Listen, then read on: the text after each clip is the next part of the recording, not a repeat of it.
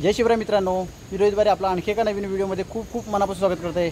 आज मी आलो आहे गणपतीपुळेला आणि गणपतीपुळेमधील जवळ असणार आपण आता प्राचीन कोकण ह्या व्हिडिओमध्ये पाहणार आहोत। जर आपण रोहित बारे यूट्यूब चॅनलवरती नवीन असेल तर लाईक करा, शेअर करा आणि सबस्क्राईब करायला विसरू नका। आणि प्राचीन कोकण ह्या म्युझियममध्ये खूप छान असं त्यांनी प्राचीन रचना, गाव रचना कशी असती हे सगळं दाखवलेलं आहे। चला तर सुरू करूया व्हिडिओला।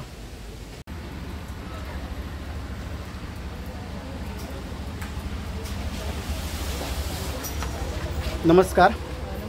आपलं रोहित बारे यूट्यूब चॅनलवरती खूप खूप मनापासून स्वागत करतो। मला जर आपल्या म्युझियमबद्दल जरा माहिती सांगाल का? हो, आतमध्ये काय पाहणार थोडक्यात माहिती सांगते आहे तुम्हाला। Konkan tourism development and research सेंटरने प्राचीन कोकण हे म्युझियम तयार केले आहे। या ठिकाणी तुम्हाला 500 वर्षापूर्वीच्या कोकणाची समाजरचना, ग्रामरचना, व्यवसाय, वेशभूषा पाहायला मिळेल। त्याचबरोबर आयुर्वेदिक वनस्पती आहे, नक्षत्र बाग आहे, जलदुर्ग प्रदर्शन आणि शंख प्रदर्शन, तिथे 165 प्रकारचे शंख आहेत। बरोबर। आणि या सर्वांची माहिती द्यायला सोबत आमचा गाईड असतो। गाईड फ्री आहे, मात्र कंपल्सरी आहे। ग्रुप करून गाईड एक दिला जातो, तुम्हाला 10 मिनिटात गाईड दिला जाईल। तुम्हाला तुमच्यासाठी जर पर्सनल गाईड हवा असेल तर गाईडचा चार्ज आहे 100 रुपये। आणि मोबाईल किंवा कॅमेऱ्याने जर फोटो काढणार असाल तर त्याचा वेगळा चार्ज आहे 50 रुपये। तिकीट वगैरे किती कसं काय असतं? 3 वर्षावरती सर्वांना सेम तिकीट 50 रुपये आहे। ओके। आणि मोबाईल वगैरे असेल तर तो मोबाईल कॅरी करू शकता सोबत। फोटो जर काढणार असाल तर त्याचा वेगळा चार्ज आहे 50 रुपये। Okay, thank you. आपण आता म्युझियमला आतमध्ये एंट्री करतो आहोत।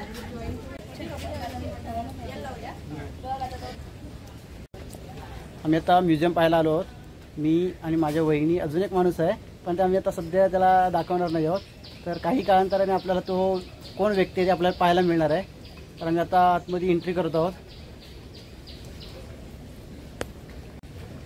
आपल्याला सुरुवातीला आतमध्ये एंट्री करताना असं मस्त सुंदर असं दृश्य पाहायला मिळणार आहे। मस्त एक गाय उभी आहे आणि तिचं वासरू दूध पित आहे। ती सुंदर दृश्य आहे। त्यानंतर असं समोर कोळी लोकांनी वेश परिधान केलं असं, आणि ह्या ठिकाणी एक स्त्री हातामध्ये मासे घेऊन उभी आहे। सुंदर असं दृश्य आहे, पाहू शकता। आणि समोर पूर्ण पार्किंग आहे व्यवस्था।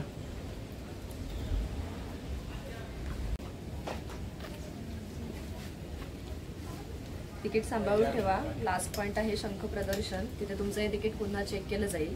तिथे फक्त फोटो अलाउड नाहीये, बाकी पूर्ण म्युझियम मध्ये एका मोबाईलने किती फोटो काढू शकता। कॅमेराचा आयडी आहे, फोटो काढणाऱ्याने गळ्यामध्ये घाला। शॉप मध्ये गाईड जवळ आयडी परत करायचा आहे। आणि वरती आमचं रेस्टॉरंट आहे, ही कोकणी डिश मिळते। यामध्ये थालीपीठ, उकडीचा मोदक, सोलकडी वाटी आहे। थालीपीठासोबत दही आहे। 50ला 3 पदार्थ मिळतात। फक्त मोदक किंवा थालीपीठ हवं असेल तर 50ला 2 मोदक किंवा 2 थालीपीठ येतात। झुणका भाकरी, त्यामध्ये 1 तांदळाची भाकरी, 1 वाटी झुणका सोबत कांदा असतो। दाल खिचडी आहे, सोलकडी ग्लास आहे। काही घेणार असाल तर ते ऑर्डर घेतो। फिरत जाईपर्यंत तुमची ऑर्डर तुम्हाला तयार मिळेल। सरबत आहेत, कोकम, कैरी, मँगो, आवळा आणि जांभूळ, 20 रुपये बॉटल आहे। ओके।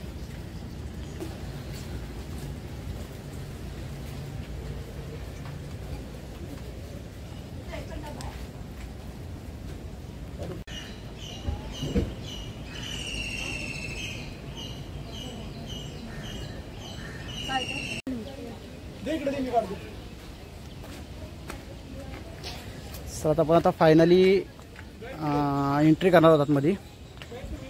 नमस्कार, मी मयुरी प्राचीन कोकणमध्ये आपले स्वागत करते। Konkan tourism development and research centre ही आमची संस्था आहे आणि या ठिकाणी आम्ही पर्यटनातून रोजगार निर्मिती हा विषय घेऊन इथे काम करत आहोत। आपली संस्कृती ही निसर्गातून फुललेली आहे। पूर्वजांनी वनस्पती व प्राणी यांना देवत्व बहाल करून त्यांच्याविषयी कृतज्ञता व्यक्त केली आहे। पूर्वी प्रत्येक गावामध्ये राखीव जंगल असे, त्याला देवराई असे म्हणत।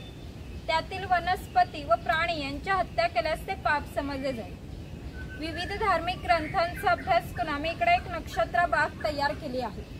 प्रत्येकाच्या जन्म नक्षत्रानुसार एक वृक्ष आराध्य वृक्ष म्हणून मानला जातो आणि त्याची पूजा अर्चा केल्यास त्या व्यक्तीला धन, सौख्य, आरोग्य प्राप्त होते। प्रत्येकाच्या जन्म नक्षत्रानुसार बाहेर मोठा बोर्ड आहे, तो बोर्ड तुम्ही एक्झिट करताना पाहू शकता।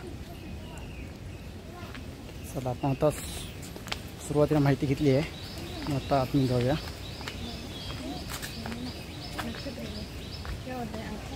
तर पिंपळ पार आहे. आपण कोकणी माणसे वड पिंपळ यांना पवित्र मानतो. तसेच त्यांना आपण दीर्घायुष्याची प्रतीके मानलेली आहेत. याला पिंपळ पार म्हणतात कारण त्याच्या भोवती जो दगडी कट्टा बांधला आहे त्याला कोकणी भाषेमध्ये पार असे म्हणतात. हा पार सुमारे 4 तो शिलालेख आहे. शिलालेखावर लिहिलेली कविता कवी माधव यांनी 100 वर्षापूर्वी लिहिली. चिपळूण येथे झालेल्या पहिल्या कोकण मराठी साहित्य संमेलनामध्ये या कवितेला कोकणची प्रातिनिधिक कविता म्हणून स्वीकारण्यात आले. या कवितेत कवींनी कोकणच्या निसर्ग सौंदर्याचे सुंदर वर्णन केले आहे. हिरवे तळ कोकण, सह्याद्रीच्या तळी शोभते हिरवे तळ कोकण, राष्ट्रदेवीचे निसर्ग निर्मित केवळ नंदनवन. या कवितेमध्ये नंदनवन हा शब्द आला. नंदनवन या शब्दाचा अर्थ आहे स्वर्गातील इंद्राची बाग जितकी सुंदर आहे तितकेच आपले कोकणही सुंदर आहे. ही गुहा काळाचे प्रतीक आहे. गुहेच्या अलीकडे आहे वर्तमान काळ आणि गुहेच्या पलीकडे आहे 500 वर्षांपूर्वीचा भूतकाळ. इथून पुढे पाहणार आहात 500 वर्षापूर्वी कोकणी माणसे कशी राहत होती, त्यांची समाज रचना, ग्रामरचना, खाद्य संस्कृती, परंपरा कशा होत्या. गुहेतून येताना सर्वांनी वाकून या.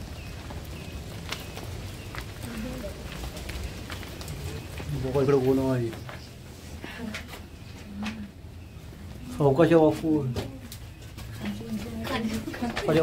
अडकाल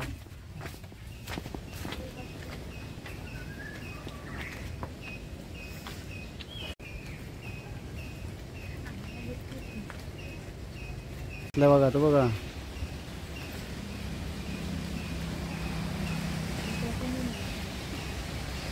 फळे येतात त्यापासून कोकम सरबत किंवा कोकम आगळ तयार केले जाते. त्याच्या फळांच्या सालीपासून कोकम तयार केले जाते. त्याच्या बियांपासून तेल तयार केले जाते. त्या तेलाचा उपयोग कैलास जीवन सारख्या क्रीम मध्ये केला जातो. इकडे अजगरचा स्टॅच्यू दाखवला.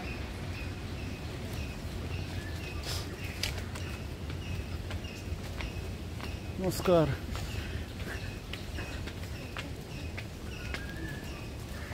अमिषा इकडे तरस प्राणी दाखवला. वरती बघून आहे.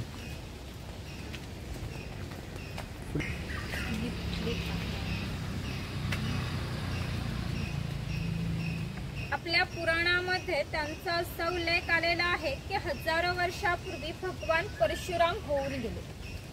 त्यांनी संपूर्ण पृथ्वी जिंकून घेतली आणि जिंकून घेतलेली पृथ्वी त्यांनी दान केली. दान केलेली कोणतीही गोष्ट आपण स्वतःसाठी वापरत नाही, परंतु त्यांना राहण्यासाठी भूमी आवश्यक होती.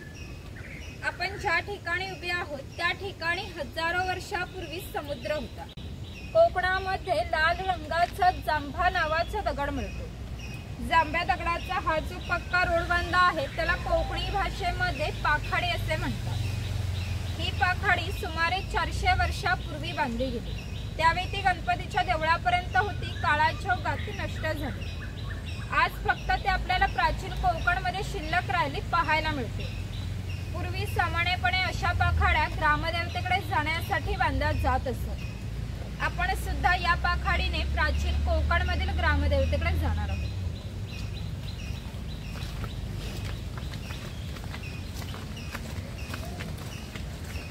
वनवासी आहे. कोकणातील दुर्गम पर्वतामध्ये वनवासी लोक राहत असत.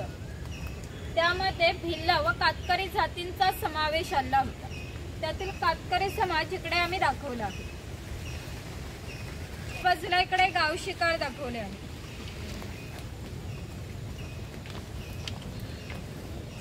दुकोराई अवकाश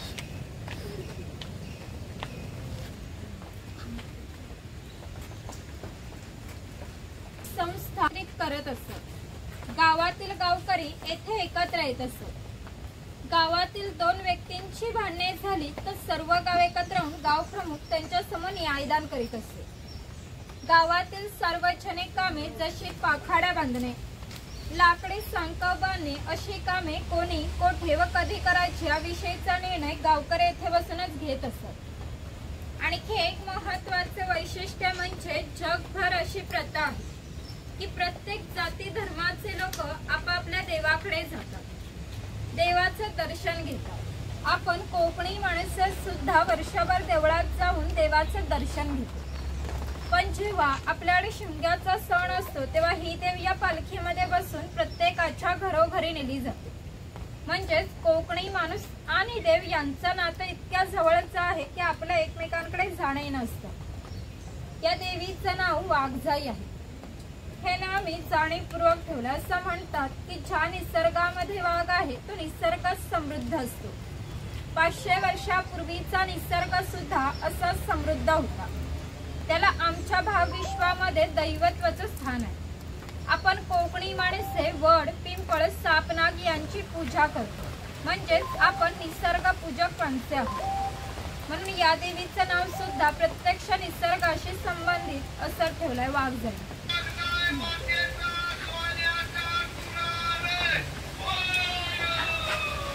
गाराने लावलाय हात जोडायचे रे होय महाराजांना।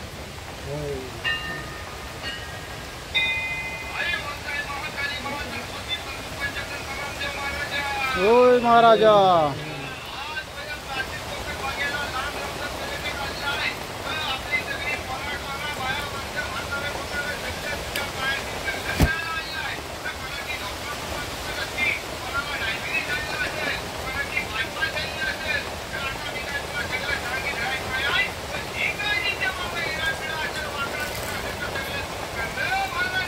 होय महाराजा।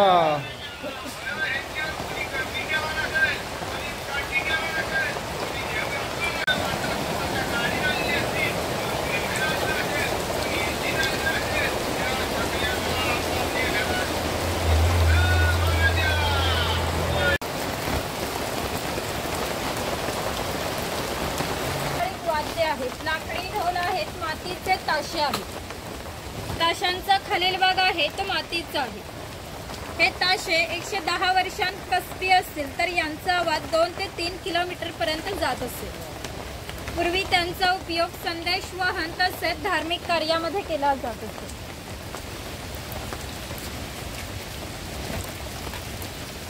इकडे चव्हाटा देव आहे। असं म्हणतात की कोकणात भरपूर भूत असतात, तर कोकणवासियांची अशी श्रद्धा आहे की हा देव गावात नियंत्रण ठेवतो, म्हणून याला शिमग्याच्या वेळी गाऱ्हाणे घातले जाते, तसेच पशुबळी सुद्धा दिले जातात। इकडे वीरगळ आहे, वीरप्राप्ती लोकांचे प्रतीक। लक्ष्मी दाखवले आहे। पोतराई लोक असतात जे स्वतःला चापकाने मारून घेतात, ते या ठिकाणी दाखवले आहेत। ते लोक पूर्वी खेळ करण्यासाठी गावामध्ये यायचे, त्याच्यामुळे इकडे दाखवले आहे।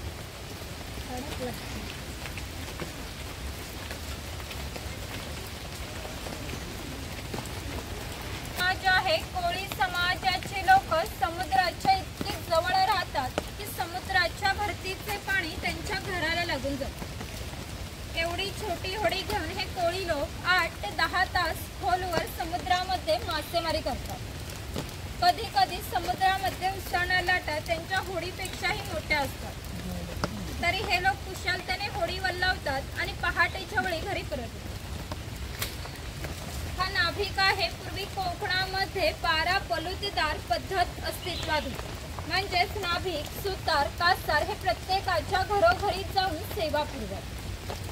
त्या बदल्यात त्यांना पैसे नव्हे तर केवळ धान्य मिळत। म्हणजेच एका नाभिकाला एका कुटुंबातील पुरुषाचे घरी जाऊन केस व दाढी करण्यासाठी वर्षभरासाठी 4 पायली म्हणजे आताचे 8 किलो धान्य मिळत असते। एवढ्या अल्प मोबदल्यात ही लोक समाजाची सेवा करत असतात। आमच्या नाभिकाविषयी आणखी थोडा मजेशीर वर्ण आमच्या लोकसाहित्यामध्ये आढळते। असं म्हणतात की गावातील प्रत्येक गोष्ट नाभिकाला माहीत असते आणि नाभिकाला माहीत असलेली प्रत्येक गोष्ट गावभर होते।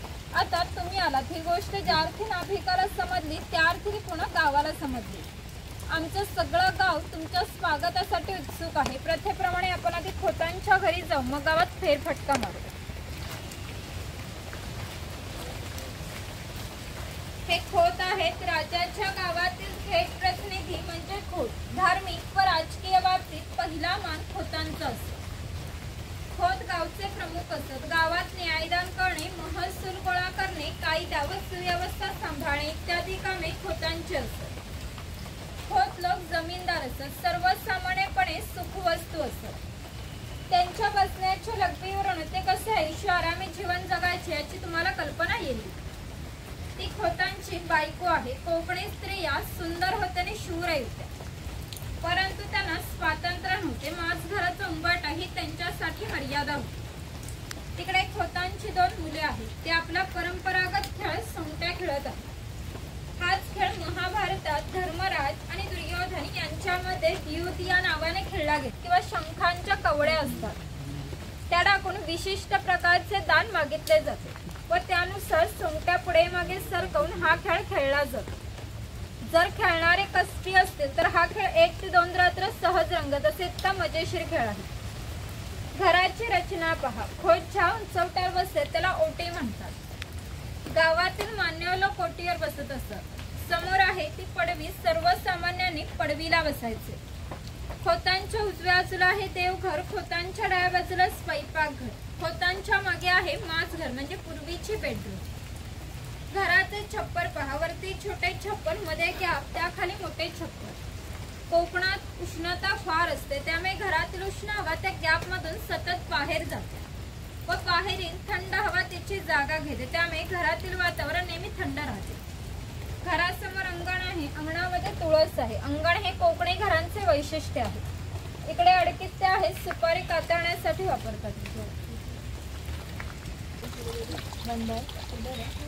इकडे पाटाच्या पाण्यावरती लहान मुलाला खेळताना दाखवलं. याचं गवताचं घर आणि याच्या अपुऱ्या कपड्यांवर जाऊ नका. हा आमच्या गावातील एक महत्वाचा उत्पादक घटक होता. तो एकमेव धान्याचं उत्पादन करीत असे. 12 बलुतेदार, खोत व राजा यांना धान्य पुरवण्याचे महत्वाचे काम तो करीत असे. म्हणजेच ग्रामीण अर्थव्यवस्थेचा पायाभूत घटक हा आमचा शेतकरी होता. पूर्वी त्याचं घर जसं असायचं अगदी तसंच घर या ठिकाणी आम्ही उभारलं आहे. ती जी चूल दिसते तिला कोकणी भाषेमध्ये पिरसा म्हणतात. पूर्वी ती सतत पेटी ठेवली जायची. जेव्हा शेतकऱ्याच्या बायकोला स्वयंपाक करायचा असत तेव्हा ती इथले 2-3 निखारे घेऊन स्वयंपाक घरातील चूल पेटवीत असे. जर हा विस्तवितला तर घरामध्ये 2 गारगोट्या ठेवल्या जात असत. त्या एकमेकांना घासून विस्तव करावा लागत असे. ही खोईनी आहे. हिचा वापर मासे पकडण्यासाठी केला जात असे. पाठीमागे वेलीने बांधून ती पाण्यात ठेवली जाते. हिच्या अंतर्गत रचना अशा पद्धतीची आहे की आत गेला मासा कधीही बाहेर पडू शकत नाही. तिकडे शेणाने सारवलेली टोपली आहे. तिला कोकणी भाषेमध्ये कणगी असे म्हणतात. तिचा वापर धान्य साठवण्यासाठी केला जात असे. कोकणी शेतकरी भात, नाचणी, हरिकवरी यासारखी धान्य पिकवीत असे. ती या कणगीमध्ये ठेवून वरती चिरफळाची फळे पसरवून त्यावर झाकण लावून हे सर्व बाहेरून शेणा मातीने लिंपून घेतले जाते. त्यामुळे आतील धान्य 3 ते 4 वर्ष सहज टिकते. ही शेतकऱ्याची बायको आहे. तिकडे शेतकऱ्याची मुलगी आहे. तो पाळणा शेतकऱ्याच्या घरामध्ये आम्ही कायमस्वरूपी टाकून ठेवला आहे. कारण आमच्या शेतकऱ्याकडे दरवर्षी पाळणा हलत असते. म्हणजेच प्रत्येक शेतकऱ्याला 8 ते 10 मुले असतात. थोडक्यात पूर्वीच्या काळी एकत्र कुटुंब पद्धती अस्तित्वात होती. इकडे हे उचल आहे. याचा वापर पूर्वी कपडे सुकत घालण्यासाठी केला जात असे. इकडे गौरी गणपतीचा सण दाखवला. ही बघा बाय कशी बसली इथं. ती मग काही शोधत होतं हिला. इकडे कुंभार आहे. गावातील मातीशी संबंधित सर्व कामे हा कुंभार करीत असतो. गणपतीचे दिवस झाले की लाल मातीचे गणपती तयार करून देणे. उन्हाळ्याला की मातीची मडकी तयार करून देणे. दिवाळीच्या वेळेला पणत्या तयार करून त्या प्रत्येकाच्या घरोघरी नेऊन पोचवण्याचे काम हा कुंभार करीत असतो. एखाद्याचे घर बांधायचं असत तर त्या घरी जाऊन मातीची कौल्या तयार करून देत असते. हे सफेद रंगाचे मडके आहे. ते माडी काढण्यात कोकणामध्ये नारळाची झाडे मोठ्या प्रमाणात असतात. त्यांना नारळ येण्याआधी पोई येते. तिला आडवा काप दिला जातो. बाजूने विशिष्ट प्रकारचा झाडपाला लावला जातो. तो पाला असेच चालू आहे. नाटक होता. गावातील महिलांना लागणारे दागिने व विविध देवतांना लागणारे दागिने बनवून देण्याचे काम हा सोनार करीत असतो. त्याच्या या अप्रतिम कलाकुसरीमुळे या दागिन्यांना जगभर मागणी होती. शिमगा, नवरात्र व अन्य वेळी ग्रामदेवतेला दागिने घालण्याचा मान या सोनाराचा असतो.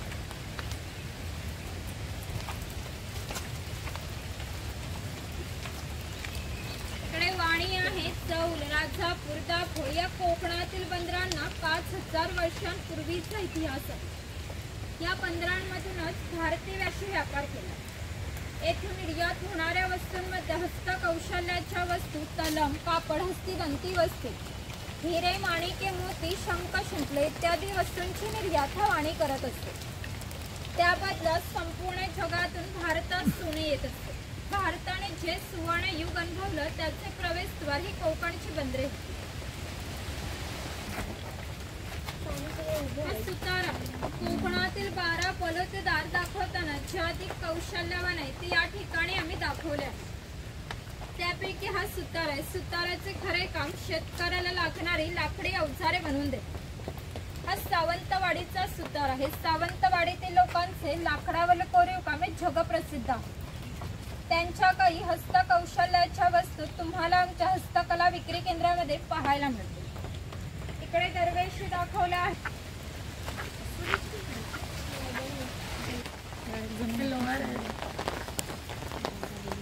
हा लोहार आहे. शेतकऱ्याला लागणारी लोखंडी अवजारे बनवून देण्याचे काम लोहार करीत असते. उदाहरणार्थ कोयता, कुऱ्हाड, नागराचे फळ इत्यादी. 500 वर्षापूर्वी कोकणाची राजकीय परिस्थिती अस्थिर होती. येथील बरेचसे लोक सैन्यामध्ये होते. त्यांना लागणाऱ्या लोखंडी ढाली व तलवारी बनवून देण्याचे काम लोहार करीत असते.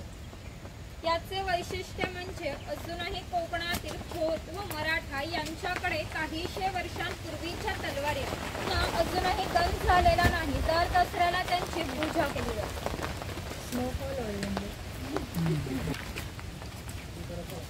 हा तेली आहे. पूर्वी कोकणी माणसे जेवणामध्ये खोबरेल तेलाचा वापर जास्त प्रमाणात करत असत. शेतकरी आपल्या बागेतील खोबरे स्वतः तेलाकडे घेऊन जात असे आणि तेली त्याच्या देखत तेल पाडून देत असे. हा तेलाचा घाणा आहे. याला खुंट असे म्हणतात. यामध्ये सुके खोबरे घातले जात आणि हे जे उभे लाकूड आहे त्याला कोकणी भाषेमध्ये लाट असे म्हणतात. ही लाट या आडव्या लाकडाला अशा तऱ्हेने बांधली जाते की जेणेकरून लाट उभी राहते. या ठिकाणी जोखडाला बैल बांधला जातो आणि या आडव्या लाकडावर दगड ठेवून त्याने स्वतः त्यावर बसतो आणि हे सर्व वजन घेऊन बैल गोल फिरवला जातो. त्यामुळे आतील खोबरे रगडून त्याचे तेल निघते. हे तेल भरून काढायचं असेल तर प्रथम जोखडाचे बैल सोडायचे. जोखड बाजूला केले जाते. आडवे लाकूड बाजूला करून लाड बाजूला केली जाते व आतील तेल भरून काढले जाते. पुन्हा नवीन तेल पाडायचं असेल तर पुन्हा सगळं क्रमवार सोडून नवीन तेल पाडले जात असे. पूर्वी तेलाला पसा ते 1.5 पसा तेल काढण्यासाठी 1 ते 1.5 तास मेहनत घ्यावी लागत असे. यावरून तुमच्या लक्षात येईल की पूर्वीचे जीवन किती कष्टमय होते. कुळ समाज आहे. पूर्वी प्रत्येक व्यवसाय हे जातीनिहाय होते. व्यवसाय निवडीचे स्वातंत्र्य नव्हते. प्रत्येकाला आपल्या जातीचाच व्यवसाय करावा लागत असे. बांबूच्या वस्तू बनवण्याचे काम हा बुरुड करीत असतो. हे सूप आहे. ही फुलांची परडी आहे. ही रोवळी आहे. रोवळीचा वापर धान्य धुण्यासाठी किंवा आजही धार्मिक कार्यामध्ये केला जातो. जेव्हा आपल्याकडे शुभ कार्य असते तेव्हा घरातील कुमारिका किंवा सौभाग्यवती स्त्रिया या रोवळीमध्ये दिवा ठेवून हातात घेऊन उभ्या असतात. शुभ कार्य पार पडण्यापूर्वी जर दिवा विझला तर कार्य अशुभ मानले जाते. अजूनही आमच्या चाकरमान्याचे जर मुंबईला लग्न असेल तर रोवळी गारून मुंबईला पाठवली जाते. मुंबईमध्ये सर्व वस्तू मिळतात पण रोवळी मिळत नाही.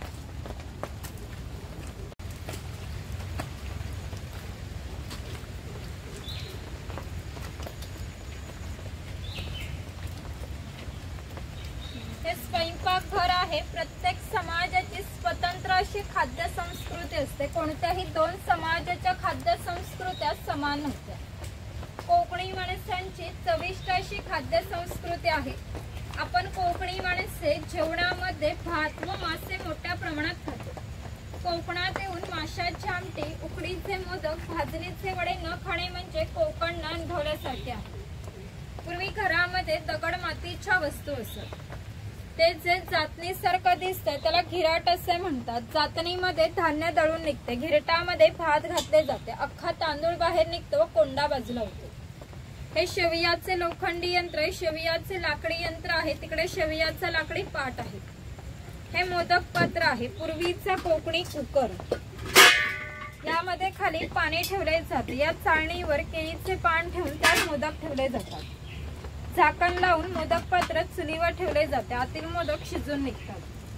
हे पुराणी यंत्र आहे, यामध्ये शिजवलेली डाळ घातली जाते व हे रॉड दोन्ही बाजूने उलट सुलट फिरवले जातात.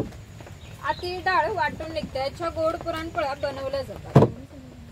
तो टिफिन बॉक्स आहे, वरती पाण्याचा तांबे आहे, खाली 3 डबे आहेत, 2 बाजूला 2 चमचे आहेत, दोन्ही बाजूने लॉक केलेला आहे.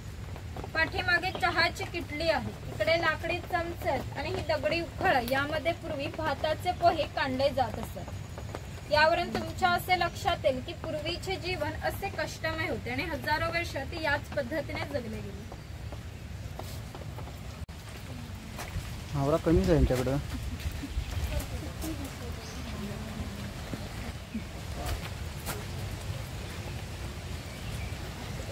सेवापूर्वक. त्याचप्रमाणे हा कासर या मुलीच्या घरी आला आहे. हे त्या मुलीचे घर आहे. पूर्वी कोकणामध्ये मुलींची लग्ने वयाच्या 8व्या किंवा 10व्या वर्षी होत असत. तोपर्यंत हा कासर या मुलीच्या बांगड्या भाण्याचा कोणत्याही प्रकारचा मोबदला घेत नसे.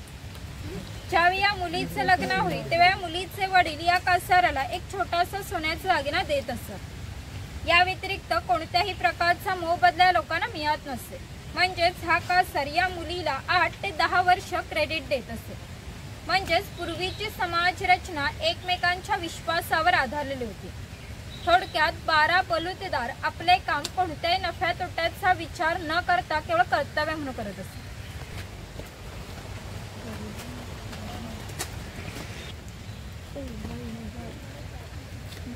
कसं आहे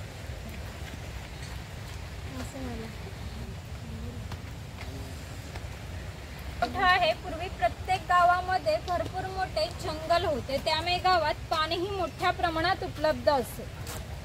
गावात ज्या ठिकाणी उंचावरती बारमाही पाणी असते तेथे धरण बांधून प्रत्येकाच्या घरोघरी पाणी पाटाने नेले जात असे. या पाण्यावरती आमच्या नारळी पोफळीच्या बागा उन्हाळी भात शेती होत असे. उन्हाळी भात शेतीला भरपूर पाणी लागते, तेवढे पाणी प्रत्येक गावामध्ये उपलब्ध असे. ग्रामदेवतेनंतर पाणवठा एकमेव ठिकाण होते ज्या ठिकाणी सर्व गाव एकत्र येत असे. लहान मुले मासेमारी व अंघोळीसाठी येत असतात. स्त्रिया कपडे धुण्यासाठी किंवा पाणी भरण्यासाठी या ठिकाणी येत असतात. थोडक्यात आमच्या ग्रामीण जीवनाचं मध्यवर्ती केंद्र हे आमचं पाणवठा होतं. वरती खोल्यामध्ये कर्मकार करीत असे. याच्या जोडीला आणखी एक प्रसंग सांगतो जो 500 वर्षापूर्वी घडला. इथून 80 किलोमीटर अंतरावर मार्लेश्वर नावाचे देवस्थान. एका पर्वतामध्ये एक मोठी गुहा आहे, त्या गुहेमध्ये शंकरांची पिंडी आहे. आणखी एक वैशिष्ट्य म्हणजे अजूनही त्या गुहेमध्ये जिवंत साप आहे. पूर्वी मार्लेश्वर देव एका गावामध्ये राहत होते. त्या गावातील लोक वाईट मार्गाने वागू लागले, त्यामुळे शंकरांचे पावित्र्य कमी होऊ लागले. शंकरांना ते मान्य होणे शक्य नव्हते, त्याने ते गाव सोडून जाण्याचा निर्णय घेतला. मकर संक्रांतीच्या आदल्या रात्री ते गावाबाहेर पडले. गावाबाहेर एक चर्मकाराचे घर होते. हा चर्मकार गरीब पण श्रद्धाळू आणि नीतिवान होता. शंकराने कोणत्याही जातीपातीचा विचार न करता चर्मकाराला मशाल दाखवण्याची विनंती केली. चर्मकाराने सुद्धा अतिथी देवो भव समजून मशाल दाखवण्यास सुरुवात केली. आज ज्या ठिकाणी मार्लेश्वर आहे त्या ठिकाणी गेल्यावर शंकराने आपले खरे रूप प्रकट केले. पण चर्मकाराला दर्शन दिले आणि सांगितले की इथून पुढे मी याच ठिकाणी राहणार. या गोष्टीला आज जवळजवळ 500 वर्ष होऊन गेली. परंतु दरवर्षी मकर संक्रांतीच्या आदल्या रात्री शंकरांची मूळ गावातून पालखी निघते. तिला मशाल दाखवण्याचे काम चर्मकाराचा आजचा वंशज करतो. म्हणजेच मार्लेश्वर असे देवस्थान आहे की येथे कोणत्याही प्रकारचा जातीभेद मानला जात नाही. पुढे आम्ही मार्लेश्वर मंदिराची प्रतिकृती तयार केली. बघायची असेल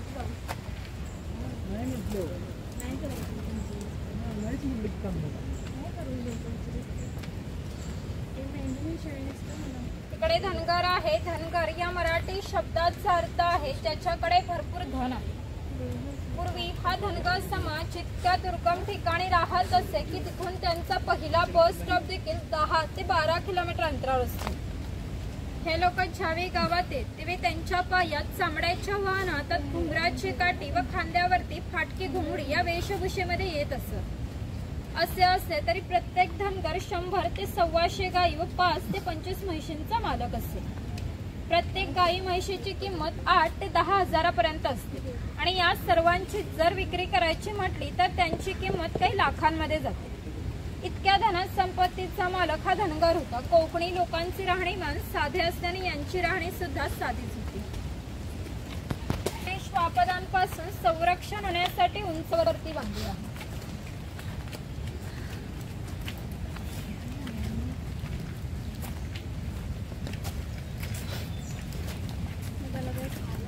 खैराचे झाड आहे. याच्या आतील लाल रंगाच्या खोडापासून कात तयार केला जातो. पानामध्ये खातात तो कात. तिकडे कात तयार करण्याची प्रक्रिया आहे.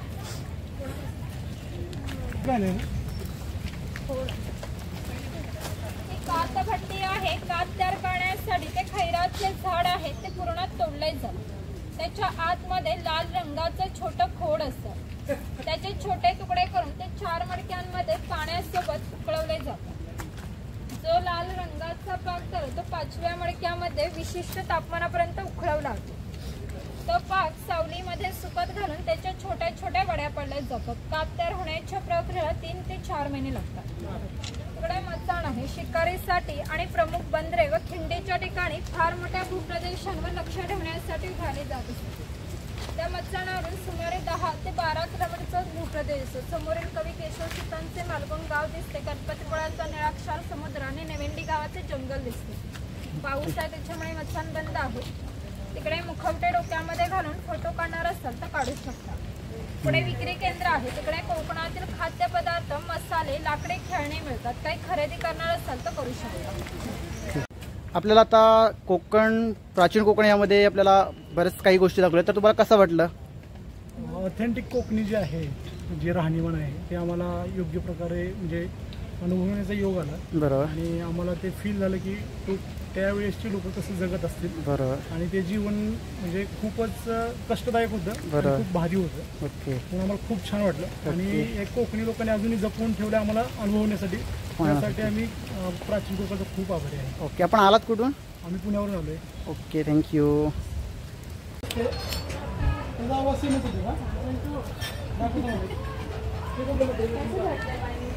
आपल्याला इथला अनुभव कसा वाटला?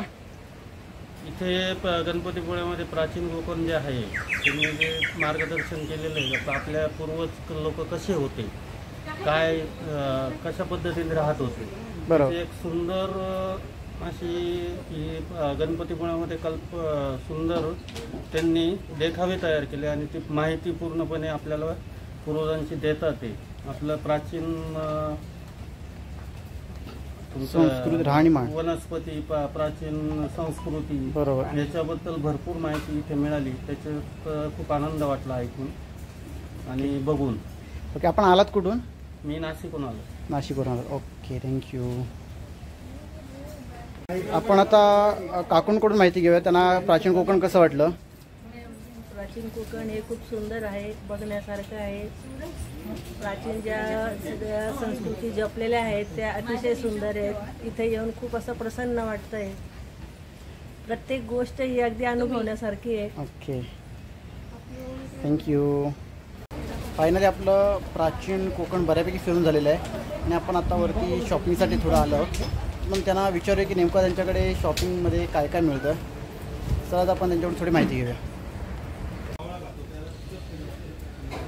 मला जर आपल्या प्राचीन कोकण शॉपमध्ये आपल्याला काय काय मिळते जर सांगू शकाल का?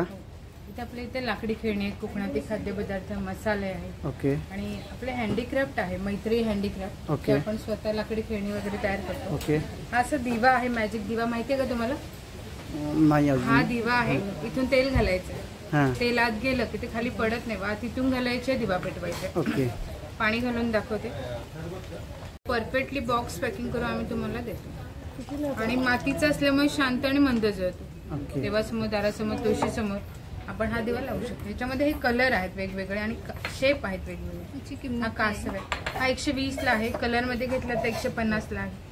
हा गणेश लॅम्प आहे, तो 180ला आहे. त्याचे काम केले म्हणून त्याची प्राइस जरा जास्त आहे. बरोबर. अशी शिट्टी पण आहे, पाणी घालून वाजवायची, माहितीये का? पाणी घालायचं आणि वाजवायची. तर वाजवा. सावकाश. वाव. आणि मातीपासून तयार केली. ओके. अजून काय काय आपल्याकडे सांग. ते हँडमेड पर्स आहेत, हे कोकोनट शेल पासून तयार केलेले आहेत. ओके. आणि मायक्रोम धागे आहे. कोकोनट शेल म्हणजे करवंटी. करवंटी कवच असते त्याच्यापासून ते तयार केले आणि हाताने विणले. ती मजबूत आहे. बाकी सगळी लाकडी खेळणी आहेत. पुढे खाद्यपदार्थ मसाले आहेत. ओके. आपल्या इथले मसाले पण आहेत. चिमणे केवढ्याला ती 80ला आहे, ही 80ला आहे, 50ला, ही 60ला आहे. चालेल बघूया मग आपण. ही 50ला.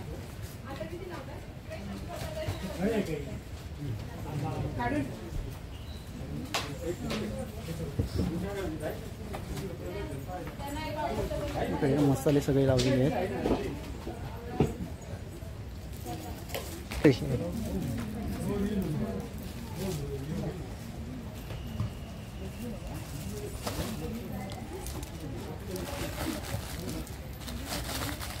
पिण्यासाठी प्राचीन असं माठ ठेवलेला आहे, आपण पाहू शकता.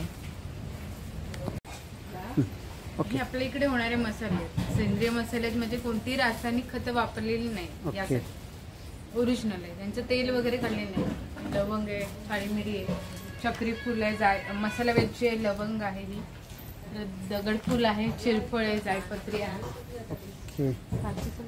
सगळे काजू वगैरे ठेवले.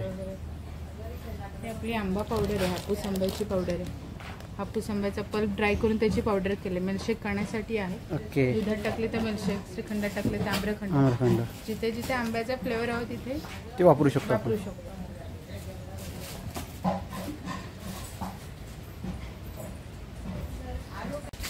इथे जयगड किल्ल्याची प्रतिकृती दाखवली. इथून 20 किलोमीटरवरती जयगड किल्ला आहे. इकडे रेस्टॉरंट आहे, मोदक थालीपीठ वगैरे काय खाणार असेल तर जाऊ शकतो.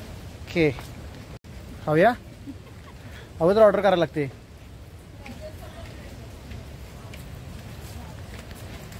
तिकडे हे गाव सीमा आहे. आम्ही कोकणी माणसे फार श्रद्धाळू आहोत. आम्ही जेव्हा गावाबाहेर जातो तेव्हा गावाच्या वेशीवरती जो देव आहे त्याला आम्ही राखणदार म्हणतो. त्याला नमस्कार करूनच आम्ही गावाबाहेर जातो, कारण आमची अशी श्रद्धा आहे की हा देव आमच्या पाठीशी ठामपणे उभा असतो. म्हणून आम्ही जगात वावरताना आत्मविश्वासाने वावरतो आणि यशस्वी होतो. जर तुम्ही श्रद्धाळू असेल जरूर याला नमस्कार करा. इथून पुढचा प्रवास तुमचा सुखाचा आणि आनंदाचा होईल. नमस्कार. या ठिकाणी माझे गाईड संपले आहे. तुम्हाला कसं वाटलं ते फीडबॅक देऊ शकता.